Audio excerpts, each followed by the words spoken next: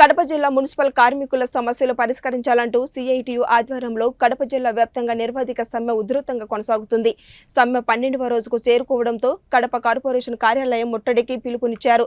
దీంతో కడప కార్పొరేషన్ కార్యాలయం వద్ద ఉద్రిక్త పరిస్థితులు నెలకొన్నాయి. కడప కార్పొరేషన్ కార్యాలయంలోకి మున్సిపల్ కార్మికులు చొచ్చుకొని పోయే ప్రయత్నం చేశారు.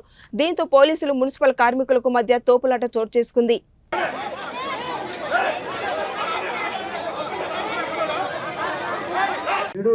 ఈ రోజు 12వ రోజుకి చేరుకునింది మున్సిపల్ కార్మికుల సమ్మె.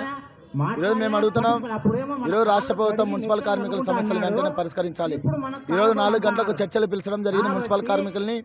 ఈరోజు ఇంజనీర్ సెక్షన్లో పనిచేసే వాళ్ళకు స్కిల్డ్ సెమిస్కిల్ వేతనాలు ఇవ్వాలి, అలాగే సమాన పని సమాన వేతనం ఇవ్వాలని మేము ఈరోజు కడప కార్పొరేషన్ ఎదుట మేము ముట్టడి పిలుపునియడం జరిగింది.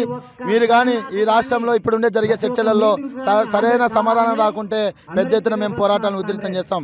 ఈరోజు ఏమడిగాం, ఈరోజు సరిపోదు జీతం, మాకు ఇంజనీర్ సెక్షన్ శానిటరీ మధ్యలో గొడవ పెట్టేదానికి ఈరోజు అధికార పార్టీ ఎవరిస్తున్నది, ఆ ఎవరిచ్చే దాంట్లో సరైన పద్ధతి కాదని మేము తెలియజేస్తూ, మీరు వెంటనే సమస్యలు కానీ పరిష్కరించుకుంటే రేపు సోమవారం జరిగే కలెక్టర్ ఆఫీసును ముట్టడిచ్చేదానికి పెద్ద ఎత్తున పోతామని తెలుస్తున్నాం.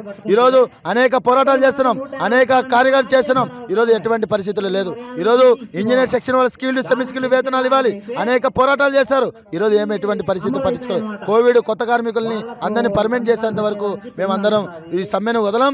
ఈ కార్పొరేషన్ ఆఫీస్ని మీ ముట్టడిని ఇట్నే కొనసాగిస్తామని సమస్య పరిష్కరించేంత వరకు ఈ రాష్ట్ర ప్రభుత్వాన్ని